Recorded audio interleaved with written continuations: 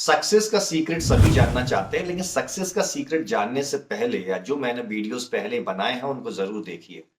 और अब इस वीडियो में आप बने रहिए क्योंकि इन सीक्रेट्स को मैं आपको बताने जा रहा हूं, जिसमें से सिर्फ एक सीक्रेट आज बताऊंगा और उस सीक्रेट के अराउंड बहुत सारे सीक्रेट्स आपको दूंगा।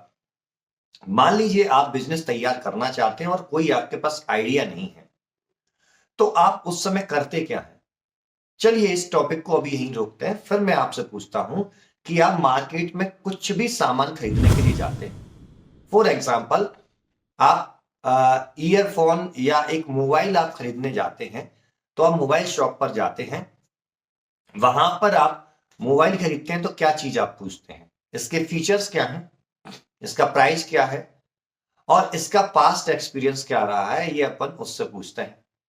और उससे पहले भी हम ये डिसाइड करते हैं कौन सी शॉप से हम जाकर के ले। क्यों? क्योंकि हमें एक कस्टमर सर्विस होती है, उसकी भी नीड होती है।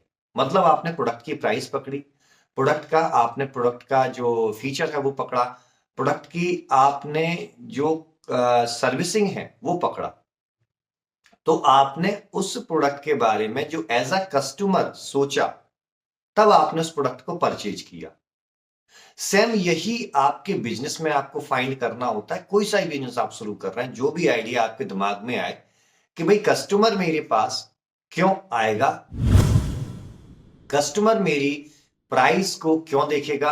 आप डिपेंड कीजिए आपका प्राइस के अकॉर्डिंग किस कस्टमर का टारगेट है। जैसे एप्पल मोबाइल का टारगेट सबसे पहले रहा है प्रीमियम क्वालिटी के कस्टमर्स को, उसके बाद फिर और लोग आते हैं, लेकिन उनका मेन प्रोडक्ट का जो बनाने का जो मतलब है, उनका उद्देश्य है वो प्रीमियम क्वालिटी के कस्टमर्स, इसलिए उनकी रेंज बहुत ज्यादा जाती है। ऑडी कार जो है वो प्रीमियम क्वालिटी के कस्टमर्स के लिए जाती है।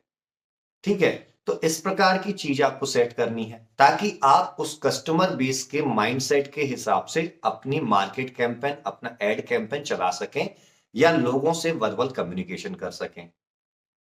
वहां पर आपको कस्टमर की साइकोलॉजी समझनी है।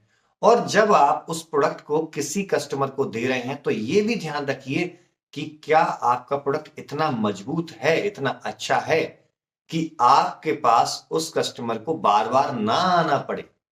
मीन समझे कि आप अगर प्रोडक्ट आपका खराब है तो उसकी सर्विस लेने के लिए कस्टमर बार बार आएगा, और वो सर्विस अगर आप डिलीवर नहीं कर पाए तो आप ही फंस जाओगे।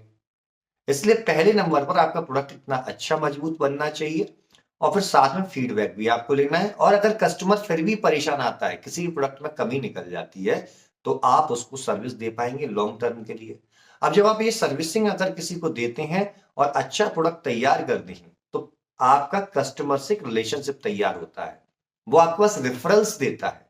जैसे आप मोबाइल की शॉप पर आप मोबाइल खरीदने के लिए गए, तो आपको किसी ने रेफरेंस दिया कि इस शॉप पर चले जाइए, यहां पे अच्छा है। क्यों? क्योंकि उस व्यक्ति को as a customer, as a ग्राहक, वहां उस शॉप का एक्सपीरियंस अच्छा रहा।